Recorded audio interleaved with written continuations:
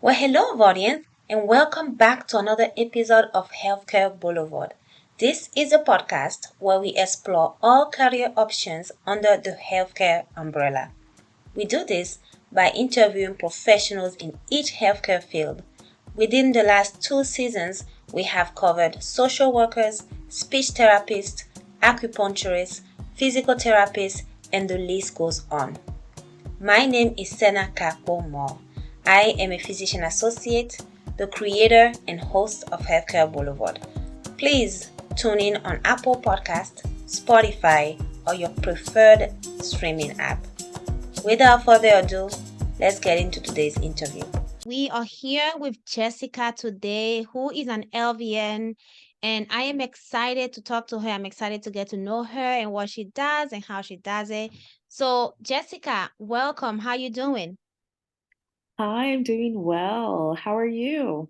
I'm well. I can't complain. I just came back from the farmers market, so I made it right on time for our meeting today. I wanted to get oranges. They had these nice, delicious oranges that I had 2 weeks ago, and I was like, I really need to go back and get those oranges. So that's what I'm happy about this afternoon is having those oranges in my house. Oh my gosh, I'm happy just to like sit down in peace after putting my two kids down for their nap and Oh running my around with gosh. them all morning. So I'm so happy to be here alone and It's the just little be able to things. relax. Yeah. Yes. Well, I'm glad you could join us, Jessica. Tell us a little bit about yourself, where you're joining us from. Yes. Hi, my name is Jessica Reed. I am a nurse, an LVN. I'm also currently working as a supervisor at Kaiser Permanente. I have been with Kaiser for 8 years now, Mm. but I have over 10 years of experience in the healthcare industry. I started out as a certified nursing assistant before I went to nursing school. And even before that, I went to UCLA and got my bachelor's in African American Studies with a psych concentration. And then I got my nursing degree from Pasadena City College, and I got my master's degree in business administration, healthcare management online from Western Governors University. So currently, I'm working as a supervisor at Kaiser, the cardiac cath lab and electrophysiology. And I have also done some work with an organization called iDREAM for Racial Health Equity as a healthcare communications project manager as well. And currently, I live in Los Angeles and I'm working in Los Angeles. Wow, you have a variety of experiences and seemingly interest. Okay, so let's dive into it. You did your bachelor's in African American Studies. How was that? And at what point did you decide, hey, I want to go to nursing school and become a nurse? Oh, that is a great question. I am Nigerian American. My parents are both from Nigeria and, had a whole arranged marriage, like all of that.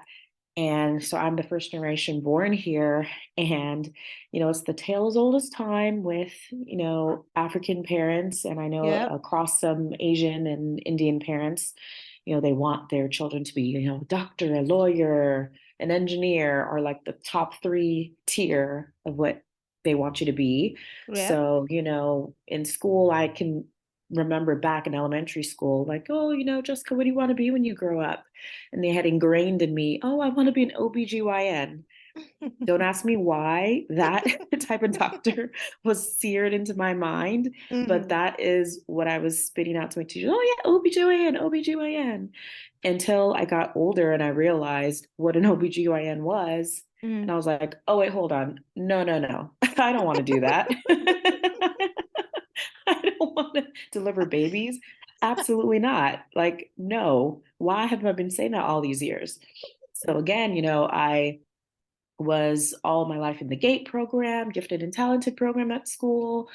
I was a student of the year at one point. I was really excelling throughout my studies. And, I Hmm. got into UCLA and, all the UCs and Berkeley and all that. And so I went to UCLA. Oh, you're going to be pre-med. That's what you're going to do. So I'm Mm-hmm. like, okay, like I guess, and I've been saying it all my life, why not? So as I'm sitting there, UCLA, taking all of these, the intense like chemistry and Mm-hmm. physics and, math and all this, like all at once overloading. And I'm sitting in my classes going, this is not what I want to do. I don't Mm. want to be a doctor. This is not my passion. I don't know what my Right. passion is, but it's not my This is passion. not it. Mm-hmm. So as I was taking all these courses, I was so terrified to even voice to my parents that I didn't want to be a doctor. Mm-hmm. And so I kept taking it. And, after your second year, you have to declare a major. So I kept taking it like, oh my gosh, I don't know what to do. And then finally, I had to just tell them, hey, I'm sorry. I don't want to be a doctor. This is not what I want to do. I have to declare a major. And I'm not even doing well in these pre-med classes, mind you. So I don't even know what else to do. So of course they were very upset. But at the end of the day, I have to live my life. I want to live it and be authentic and be happy. So at that point, it was the point of no return. I just had to scramble and find, whatever major I could hold on to with, the credits that I've already taken. So I wouldn't have to be there for, a fifth year or sixth year. Because at Right. that point, too, I remember was when they were talking about a recession was coming. So, like, hurry up and just like get your degree and get out, or else, your tuition is going to go up, X amount of dollars. So I'm like, okay, like I just need to speak to my counselor, see what my options are. So she laid all my options out. And when she said African American studies, that spoke to me. I was like, you know what? Yeah, I think I'm going to go that route because being an African American, and when people look at you, they don't know whether you're African or not. We all are the same, whether you're from Ghana, Kenya, Georgia. It doesn't really matter. We look all the same here in Mm-hmm. Mm-hmm. America, Yeah. so we all have the same bonding experiences. So I was like, that really speaks to me. I don't know what I can do after I graduate with this degree, but at this point, it's better than nothing. So I took the last 2 years and studied that coursework, and it was really fulfilling and educating coursework for me because, again, my parents are from Nigeria. They're not from America. So I Mm-hmm. didn't, and in school, of course, they don't really teach you about, African American history. Mm-hmm. So it was really eye-opening and educational for me. So I really enjoyed it. And once I graduated, though, I didn't know what I wanted to do with my life, especially too because when you're in such a traditional household culturally like this, where they're pressuring you to only be three things and you don't want to be those three things, there's not really any room to grow and to try new things and explore what does bring you passion because it's kind of like your life's been planned out for you. So when I graduated, I was just kind of wading in the water, like trying to figure out and grasp onto, okay, maybe I'll try this, maybe I'll try that. I remember at one point I worked for an insurance agency just as like someone's assistant because I'm just like, okay, well, here I am back at home, not what I wanted to Mm-hmm. be doing, but I'm here. So let me just get a job and just try new things, see what I want to do. So I was doing that for a while. Then finally, my mom told me, she's like, you know what? Why don't you try nursing? Mm. Like, you like to take care of people, you like to talk to people. Like, why don't you try that? So I'm just like, okay, fine. I'll try anything at this point. I have no point of reference of what I could be interested in. So, okay, let me try it. She's like, you should start from the bottom just to see if you even like it. So, try to get your certified nursing assistant license. So, I'm like, okay. So, I went through the program. I liked it. And then from there, I went to Pasadena City College and went into nursing school, like after doing all my prerequisites and things like that. And I graduated, and I'm like, yes, like this is what I want to do. I actually found something I enjoy and that brings me happiness. Helping people and taking care of people is really something that drives me and is something that I'm passionate about. So that is kind of what started me on the path to nursing. Wow, it's like you say, it's a story as old as time, but I definitely can relate to that, and I'm sure a lot of, Africans or immigrants in general can definitely relate to, well, you don't have those three things and you don't want to do those three things. It's not really much space for exploring and figuring out the things you do indeed want to do. So I'm glad you found your way to nursing, and I'm glad your mom was able to guide you a little bit there. But okay, so you did you CNA, did you work as a CNA before you went into LVN school, or did you go straight into it? I was working as a CNA while I was in nursing school. So Gotcha. I would, and my plate was full too. I remember, I would, during the day, I would be taking care of my sister because Mm. also to set the scene, I am the oldest of three. My brother's 3 years younger than me, and then my sister is 15 years younger than me. So I was basically going to school and working, doing all these things, and I was also raising my sister basically because my parents were like, "Hey, Wow. we have to go to work." So culturally, you know what to Yeah. do. Take Yeah. care of your siblings. Like, Yeah. bye. Mm-hmm. Mm-hmm. So Yeah. I'm Yeah. taking Yeah. care of my sister. I'm picking her up from school, dropping her off, helping her with homework. I'm cooking for the whole house. I'm doing Yep. everyone's laundry, cleaning the house. And then also during the day, I'm going to my LVN school. And then at night, I was working home health as Wow. a nursing assistant. Mm-hmm. So Mm-hmm. yes, I did work in some home health areas Okay. to try to save money as I was attending my nursing school on top of my other Your home home duties. duties. So, which again, culturally, that's what it is. So, Yeah. Yeah. Absolutely. Absolutely. That just makes common sense to us compared to say, hey, let's get outside help or anything like that. right. It's Oh like, well, God, you can do it. never. Yeah. Yeah, yeah. Oh my goodness. Okay, so as far as nursing school, how long was your program, the LVN program? And of course, you had to take the generic prerequisite, I assume, chemistry, biology. Did you have to do it all over, given that you did some already in your undergrad? Luckily, no. I think there Okay. were just like maybe like one or two classes I needed to take, but Mm. thankfully, because I already had my bachelor's from UCLA, I already had completed most of the prerequisites because I was doing Mm-hmm. all the chemistries and all the math and all of that was already taken care of. The Okay. LVM program, it was only 1 year.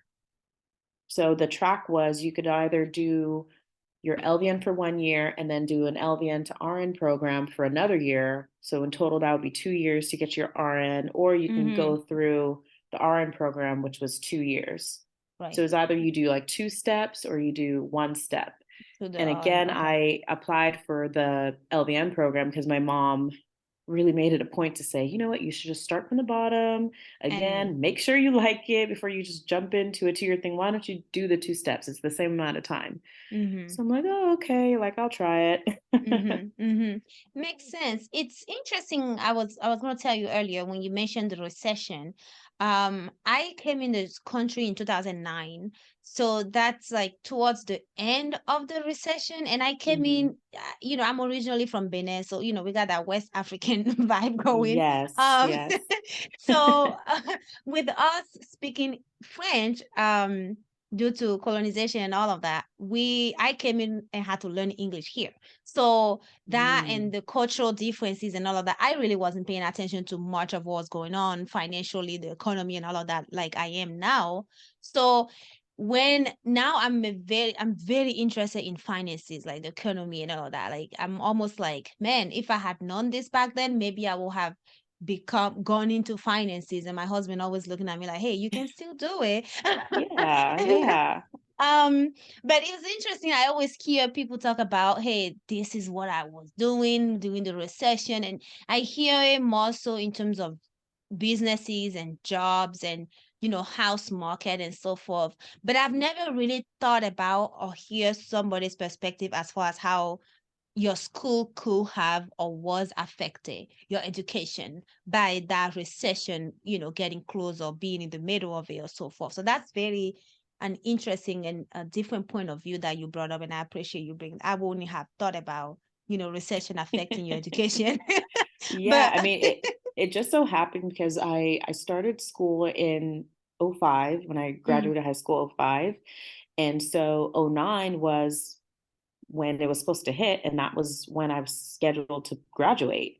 So, mm, there were kind of rumblings, no one really was sure what was going to happen at that point, but they were talking about recession, which is, a huge dip in the entire country's economy. mm-hmm. So my parents were like, oh no, just whatever you do, just get out, get out, Get get out. out. Yeah, So, yeah, so yeah, I was like, okay, yeah. whatever I already completed, credits towards whatever major, like give me those options for the majors and I'll choose one and let me just move forward. So Yeah. yes, luckily right in '09 is when I graduated. So I wasn't Mm. truly like impacted in that way, but I, Mm-hmm. narrowly escaped. Right, right, exactly. So how would you describe an LVN? An LVN stands for, I'll start with that, stands for Licensed Mm-hmm. Vocational Nurse. So usually in whether you're inpatient or outpatient. I know usually LVNs are found in the outpatient clinic setting, but I know some hospitals might utilize LVNs. So LVNs are right under RNs. So the RNs are kind of their managers in that sense. But LVNs can do pretty much everything an RN can do, except we don't do any assessments. We don't assess patients. We don't start IVs unless you're IV certified, and we don't do any blood draws as well. Mm-hmm. And we don't Okay. give any medications via IVs. Mm-hmm. Okay. But with G-tubes, we can clean G-tubes, we can give G-tube medication, we can give oral medications, we give injections, whether it's, in the arm or in the glutes. Right. IM, SQ, all of that. We do all of that. Mm-hmm. Those few things are really the differences, The differentiators. Okay. main differences. Yeah. Mm-hmm. And do you have, as right now, I know you're working as you're a supervisor, but what setting are you in? Primary care, urgent care, or you ruling a whole department? I'm currently in the outpatient setting in Mm. the clinics, and I'm working in the cardiac cath lab and electrophysiology. And I started there in October. So I've been there about 7, 8 months now in this supervisory role.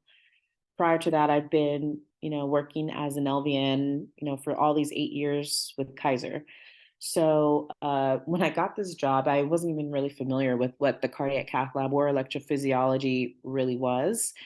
But the cardiac cath lab is an area where tests and non-surgical procedures take place that allow physicians to diagnose and treat diseases of the heart muscles or valves or like coronary arteries. For Mm-hmm. example, these procedures can be, ablations, angiograms, angioplasties, implantation of like pacemakers or ICDs, things Mm-hmm. like that. Okay. With electrophysiology, usually there are tests that are performed to assess your heart's electrical system or activity, and it can be used to diagnose abnormal heartbeats or arrhythmias. And with those procedures, they're performed by inserting catheters, wire electrodes, and those are what measure the electrical activity through like blood vessels that enter your heart. So both departments they're different, but they also cross over and work together um, in different procedures, and the doctors also kind of ask each other's opinions on different cases and things like that, because an electrophysiologist is a specialized type of cardiologist. So they kind of work together, but they're still different and In distinct. specialty. Yeah. Okay. And do you have, I know what, remind me again what you did your master's in. Yes, my master is in business administration, healthcare management, Okay. and I got that through Western Governors University, which is online.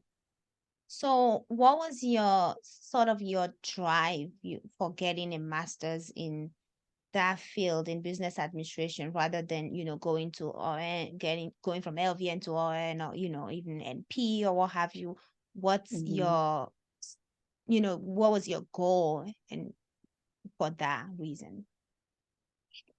Well, as I started in Kaiser as an LVN, my mind just naturally was drawn to coming up with solutions to issues in the departments and process improvements just naturally.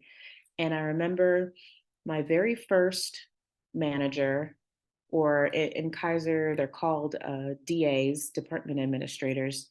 My very first manager, I remember she had no nursing background whatsoever.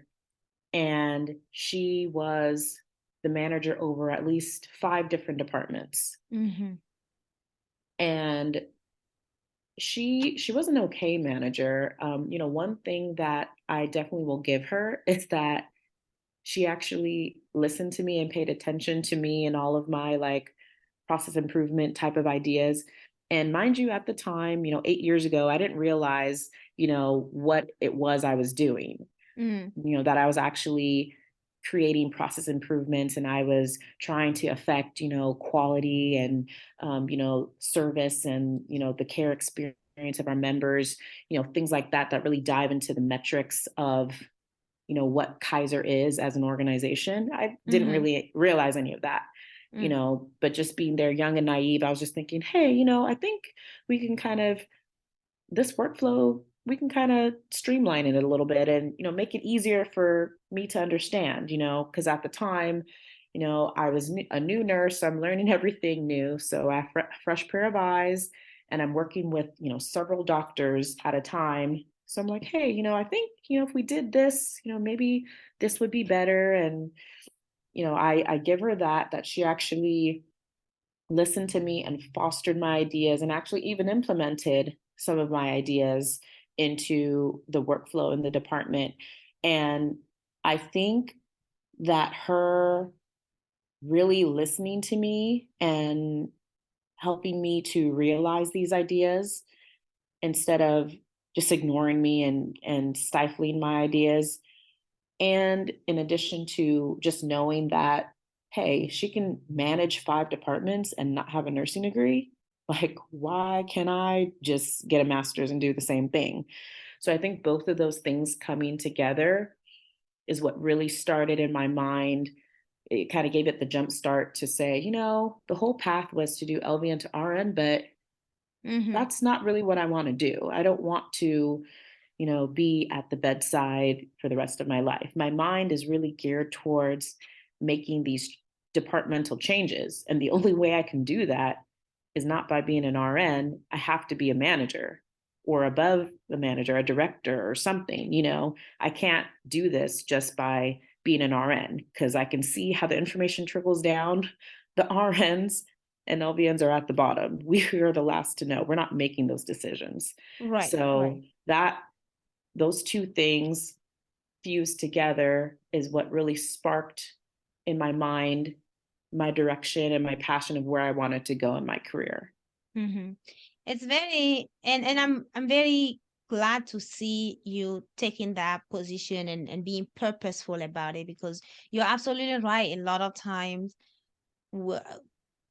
administrators or managers, or they are oftentimes not healthcare providers, and or healthcare, not healthcare providers, but like just if they're managing nurses, they're not nurses, or they don't have any healthcare experience, clinically speaking, when they're Mm-hmm. managing a lot of clinicians, whether it's Right. LVN, RN, PAs, MDs, and so forth.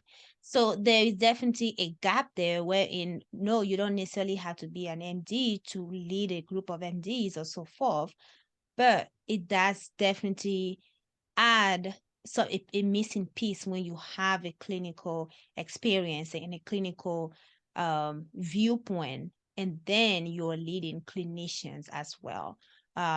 It's very hard to get it right if you're not a clinician, because that gap is really, it's like, ah, so I'm Yes, glad that I you agree. you you were able to be purposeful about that and say, hey, no, I want to be in these positions and I want to do this and that, and I know how to get that done, versus just following the path that seemed to be the path of least resistance or the expected path or so forth. So that's Right. definitely nice to see, for sure, for sure. Thank How you. long have you been, when did you complete your master's degree?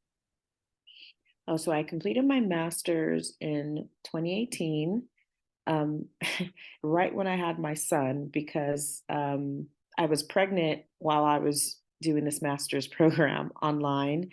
So it took me about a year and a half, but I graduated in August, and then my baby came in September. He was due in October, but he came in September. So I Wow. like narrowly finished my master's degree before I gave birth to my first child. But I made it. So Yeah. yes. That's amazing. He was like, listen, I'm going to give you some time to finish, but after that, it's my turn. Right. I will let you finish, but I'm coming out. I'm coming out and it's going to be all about me. Right. That's exciting. That's exciting. Um, so far, with your clinical and managerial position and experience, all combined, what's been some of your favorite part of your work life, your career? Um, Favorite parts of my career, just knowing that I've really helped people, whether it's just, a simple, hey, oh, thank you for taking the time to give me directions, to where I need to go, or, them coming back, returning to the clinics and remembering me. And, sadly, I don't remember them because we see like hundreds of people a day. But the fact that they can stop me and say, hey, I remember you. You were here, last month and you helped take care of me or helped take care of my family member. Thank you so much. Like little things like that really bring me joy. Just hearing now in this admin role, which is completely different from my nursing role, I'm on like the other side of the wall. Mm-hmm. So hearing from my staff that I'm really making a difference in the department, that I'm showing my face every day just to say good morning to them. A couple of them already, and I've only been in this role a couple months. So for them to already acknowledge that to me, Right. and say, hey, the other managers, we don't even see them unless it's something bad. But, Mm-hmm. we're so thankful for you that you take the time to just come in and say, hello, good morning, how are you? Mm-hmm. It really makes a big difference because you actually seem like you care about us and Right. that we matter. It's not only when we're doing something bad, but just to check in with us. Mm-hmm. So just hearing that too just really has warmed my heart and just makes me really happy and just replenishes me and refuels me for what I'm doing. So I am just overflowing with gratitude, and I'm still so passionate about what I'm doing, especially even as a supervisor. And this is um, a whole different type of job I'm doing right now, and much more stressful, I would say, than Mm. nursing. Mm-hmm. Mm-hmm. Yeah. What are some challenges you faced? Oh, some challenges I faced. Mm-hmm. The biggest challenge so far is the interpersonal dynamics. Dealing with this person's not doing their job and this person's not helping me when I need help. And, then I'm getting all of these metrics from my director that, hey, you have to talk to your team, the metrics are falling, and kind of having to be on top of people where I just expect people to do their jobs. I mean, I am the type of manager, I'm very hands off, and I trust and believe and I'm confident in all of my staff and their abilities. So I don't feel the need to micromanage them because I believe in you guys and your skills. I'm the new one coming into this. So, you guys show me what you do, but I completely trust you guys to do what you need to do. So when they're not, I hate to have to go there and kind of just be on top of them like, hey, did you do this? Okay, you're having issues with each other. Did you guys try to talk to each other? So it kind of is like you're kind of like a teacher and like a coach, and you really have to take the extra time and kind of repeat yourself a lot to try to drive and steer people to doing the right things. So Mm-hmm. that I would say, and juggling multiple things because Right. again, I'm in two different departments, and the departments, although they work together, they are still very different in a lot of ways. And I have staff in both departments. Mm-hmm. So I'm still trying to figure out the workflows of my staff on both sides because sometimes I confuse them still. So it's kind of like a tangled web. So I'm slowly untangling things. And yeah, I would say all the juggling too is Yeah. is really hard. Mm-hmm. Yeah. Managing people is not an easy thing to do at all. Yeah. It's not, especially as you have the heart for it and you want to do your best work and genuinely want a better outcome.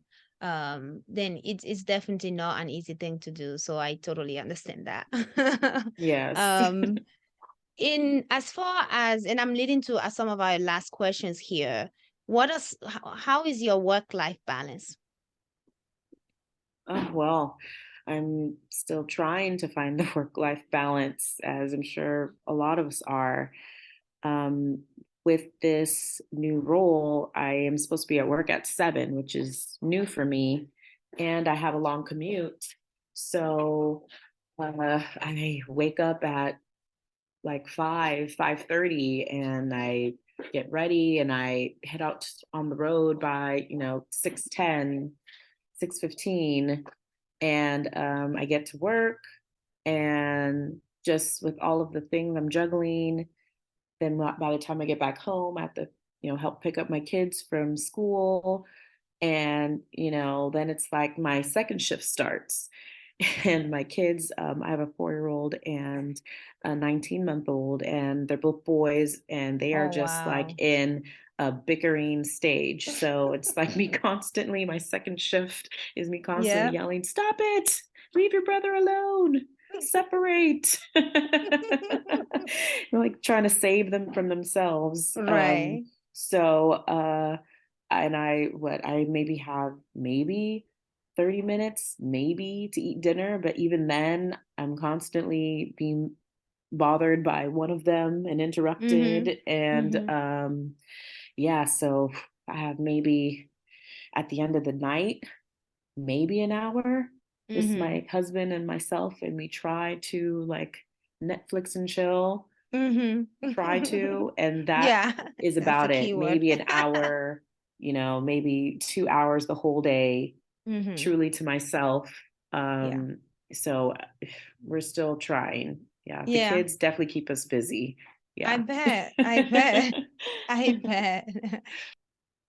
All right. Leading us to the last question here, Jessica. What are some advice you may give to folks who are aspiring to be a nurse, especially those wanting to get in leadership positions as you are?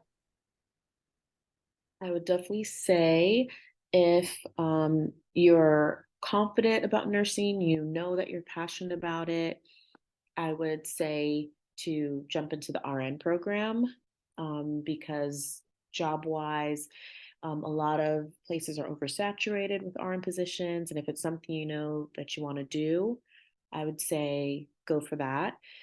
If nursing is something you're just tapping into and you're not really sure if that's going to be something that you like, then I would say definitely take the LVN route because there are still a lot of jobs and there are a lot of places you can be hired, even if you're still trying to figure it out. And you still have the option to do an LVN to RN program, which is just one more year, or there might even be an LVN to MSN program or some sort of accelerated program if you already have your bachelor's. So there are definitely different options there as well. For the management field, I would say definitely um, take the time to learn from all of the no's that you're given. And instead of kind of dwelling on the no's, turn those into a positive. You know, it's really all about perspective. It's taken me 4 years to get a management position within Kaiser. Even if though I've been with Kaiser as a nurse, for almost 8 years, it still has taken me that long. So I've definitely had many no's throughout these years, and instead of letting those, you know, bring me down or define me, I've just looked at it through a different lens and I've used that, harnessed it into something positive. I always make sure if I get a note to say, thank you for the opportunity. And, what can I take away from this or what can I learn from this that will help me in my next interview? They can say something like, oh, we were looking for someone with a certain certification. So maybe you should go out and get that certification. Mm-hmm. If they say, it was really about, your energy during the meeting, then maybe you need to look into how you're speaking and maybe, use a friend or a family member as a sounding board and just do mock interviews so they can kind of tell you how you're coming across, different things like that. It's all about the way you look at it because every negative and critique that you're going to get, you can have that in your back pocket so they can't ever say the same thing about you in the interviews. And eventually a no is going to become a yes. So Mm-hmm. definitely turning and harnessing the critiques into positives and staying determined and keeping focused and keeping your eye on the prize, your eye on whatever degree you want to reach at the very end of the tunnel. For me, the sky's the limit. I can be a director if I want to go higher than that, like a CAO, COO. Really, the sky's the limit for me. And I know that this is just that first step on my path to get there.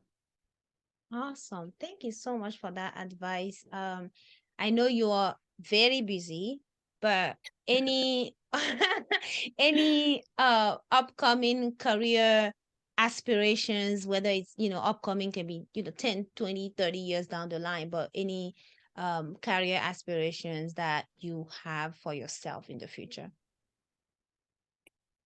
Oh, yeah. I mean, I would definitely want to be still with Kaiser. I mean, I think it's been a great organization to me. So in like an AMGA position, which is basically when you look at a medical center, an AMGA is the person who is running the entire building. So all of the, 20, 30, 40 departments in the entire hospital, that is all the AMGA's work. So Hmm. I definitely would want to be an AMGA or even, like I said before, like a CAO or COO. Definitely in the C suites is where you will find me. I love that. The C-suite. Yes, you will I catch me in love the C that. suite.